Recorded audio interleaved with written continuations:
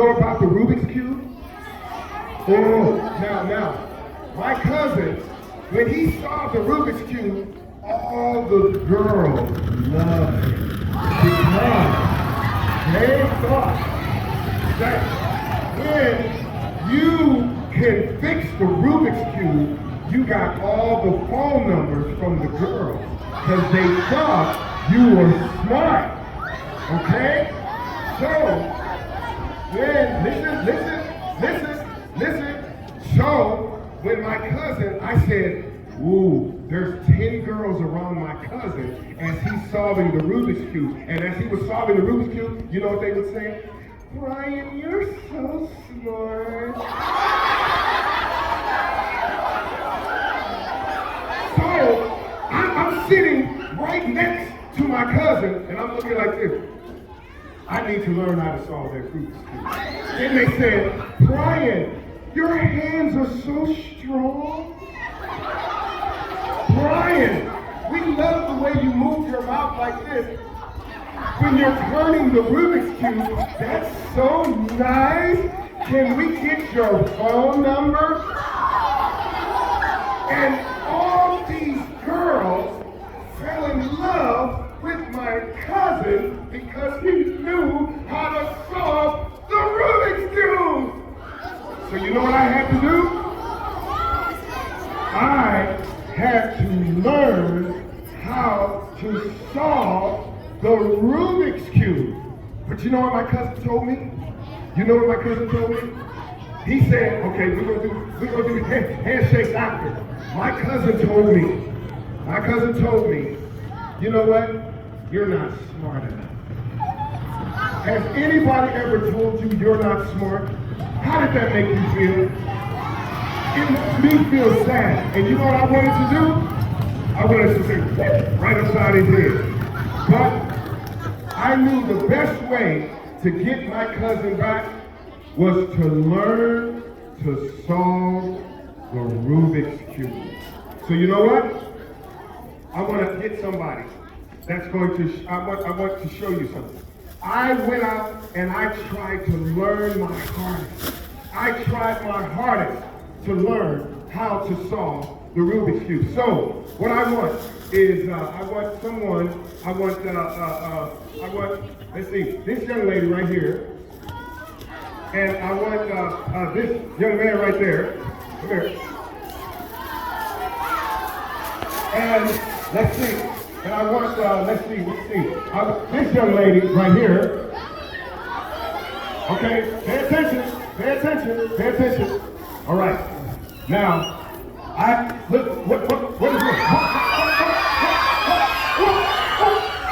is this? What is this? Now, wait a minute. We're gonna have this young lady come up and she's gonna mix it up. And after she mixes it up, she's gonna mix it up. And then after she mixes it up, he's gonna mix it up.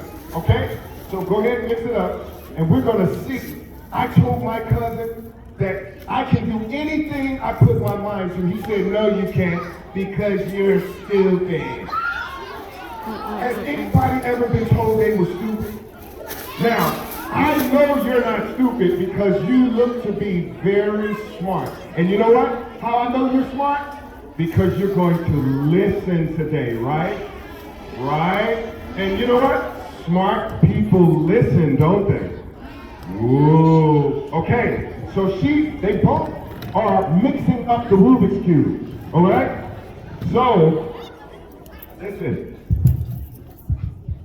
As they're mixing up the Rubik's Cube, I hope they don't mix up the Rubik's Cube too hard, because then I don't know what I'm going to be able to do. Okay. Let's clap it up for them. They did a wonderful job. So, my cousin gave me this cube and told me, you are not smart enough to solve the Rubik's Cube. And I told him, if you teach me, I will learn. So you know what? He taught me and it went really quick. He tried to yell at me. He tried to tell me, turn it to the left, turn it to the right, do this. But he really didn't want to teach me. But you know what I did? I wrote everything down. And then my mother had just bought me a tape recorder, and I took the tape recorder and I recorded him. And he still said that I would not be able to solve it. Now, I wanted to solve it to prove to him that I was smart. And what was the second reason why I wanted to solve it? What? To get the girls! Yes! Yes! So you know what? You know what? Every day I would work at this Rubik's Cube. Listen up. Every day I would work at the Rubik's Cube.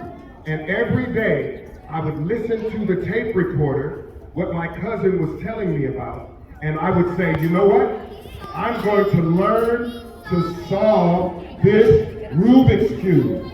And so, listen up. I want you to pay attention, because there's a lesson here. There's a story here. When somebody tells you you can't do something, I want here to tell you you can do anything you put your mind to. All you have to do is keep trying. So when someone tells you you can't do something, you say, I can. Okay? So what you do is you continue to work and work and work and work, and you never take a no. You always say, I can do this. I can do this. I can do this. Okay? So you continue, you continue, you continue, never ever give up. And my cousin never wanted me to learn how to solve the Rubik's Cube, because he said I was not going to be smart enough. But I told him that I could do anything I put my mind to. Do you guys believe you can do anything you put your mind to? You can. You can. So what you have to do is just keep trying. And what that means is you got to listen to your parents. You got to listen to your teachers. You got to do your homework. You gotta try and keep trying. And the more you try, guess what? You will be able to solve the Rubik's Cube. Oh my goodness. Now, that's the first thing I wanted to tell you. Now, did you know we study Black history, but Black history is American history.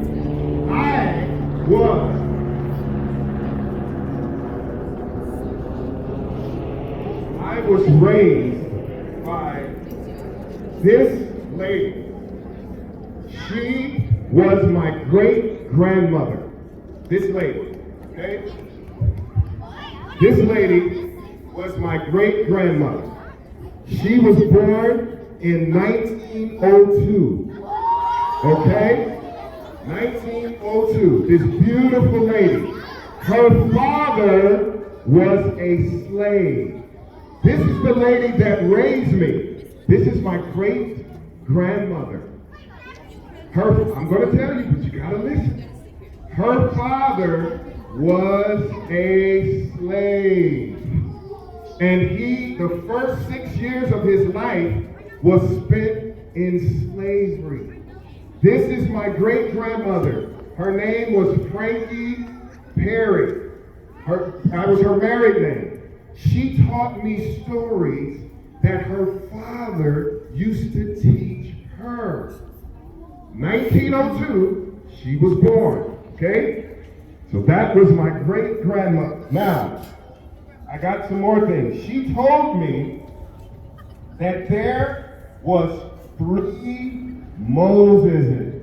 And that's how she said it, Moseses. 3 Moses. How many have heard of Moses in the Bible? Moses, the great Moses. She told me, she said, when she was growing up, she was taught by her father.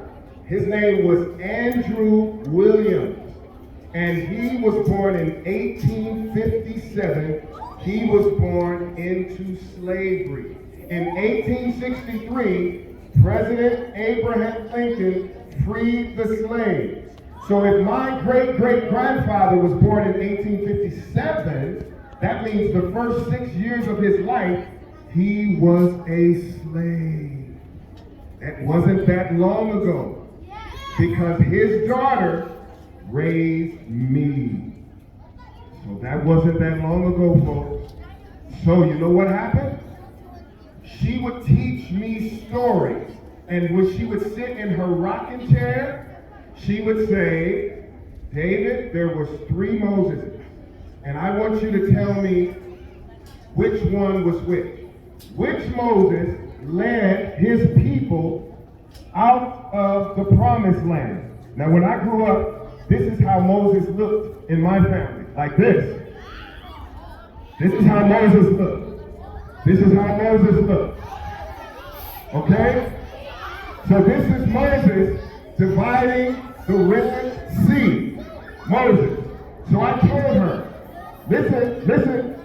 I told her, well, the first Moses divided, God used him to divide the Red Sea because it's in the Bible. And the Israelites walked over on dry land. And he led them from Egypt to the promised land. Then she told me there was a second Moses. And although this person's name is not Moses, what they did was like Moses, so they called this person Moses. And do you know who that person was? Second Moses that led her people from slavery like Egypt. The Israelites were in Egypt as slaves. Harriet Tubman. Harriet Tubman was known as the second Moses. Harriet Tubman. She led her people from the south on the plantations to the north for freedom. Harriet Tubman. This was the second Moses. Her nickname was Moses because she led her people from out of slavery on the plantations to freedom. But then we're going to hold back the third Moses. But I want to share with you, do you know who this lady is? Ooh, you guys know. Who is this lady? Rosa Parks? What did she do? Good. She stayed down on the bus and refused to give up her seat when they wanted her to move her seat and give it to somebody else because she was a black lady and they wanted black people to get to the back of the bus. This is Rosa Parks when she got arrested that day. Do you know I met her? Do you know I had an opportunity to spend 3 hours talking with her? She had me sing to her. She told me all the things that happened to her on this day when she got arrested. Do you know, listen, do you know that the officers played with the lights and turned out the lights on her when she was sitting in the jail cell? Do you know they called her names when these officers arrested her? They called her all kinds of bad names. You know, the names that start with the N that you should never use. Whether you are black or Hispanic or white, you should never use that name, even playing around. Why? Because people that like this, like Rosa Parks, they were called that name, and that name meant that you were lower than a dog. That's what my great-grandmother used to say. She said, David, if you ever say that word, even in playing, I'm going to smack your teeth out. See, so I was missing 2 teeth. I was missing 2 teeth before I got here, so I put my 2 teeth back in my mouth, okay? Because she meant what she said. So Miss Rosa Parks said she was called that word all the time, and it made her cry. And she was so hurt. Now, here's another picture. Here's another picture. Okay? So that was the picture of the young Mrs. Rosa Parks. But then in 1994, this is me with Miss Rosa Parks. That's me. I had hair back then. Those were the great days when I had hair. Okay, this is 1994 when I had a chance to meet Miss Rosa Parks two times. Yes, she's passed away now, but this was me and Miss Rosa Parks back in 1994. And Miss Rosa Parks loved music. Do you know what she used to tell me? You know what she used to tell me? Here's what she used to tell me. She said, David, there was a lot of songs that I sang when I was locked up in that jail cell. She said, I started to cry because they were calling me names and they were using the N-word, calling me that, and my mom named me Rosa. She didn't name me the N-word. Stop using that word. It's a bad word, okay?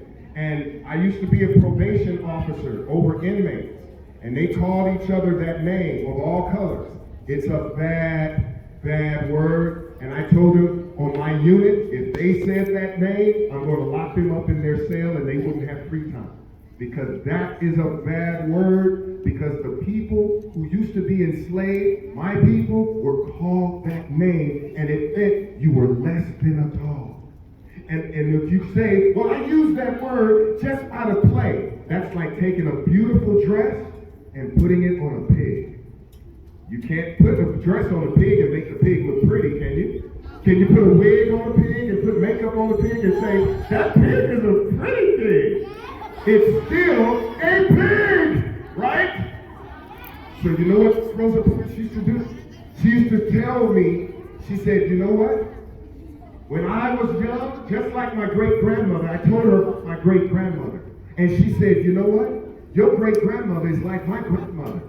She taught me stories and songs. She said, you know, the slaves used to sing songs, Negro spirituals, and these songs had codes in the songs for escape. When they really wanted to escape, they couldn't be caught picking the cotton and talking to one another, because if they did, the overseer of the horse would get the whip and whip them. So when the black folk were picking cotton, they had to learn how to communicate with each other without talking to each other. How do you think they were able to communicate with each other without talking? How? How, young lady? They sang to each other. And how were they going to meet the second Moses, Harriet Tubman, who's outside of the plantation, if they can't talk to one another? How were they able to get the message across? Yes, young lady. Oh, man, clap it up for everybody who's giving us good words. Clap it up for her and this young lady right here. Yes, they would use songs and put codes in the songs so that they would have a detailed idea on how they were going to meet the second Moses off the plantation. And you know what songs they used to use? And you have to tell me where the code is in the song. So what if they did a song like this? Let us break bread together on our knees. Let us break bread together on our knees. Listen, here comes the code. When I fall on my knees with my face to the rising sun.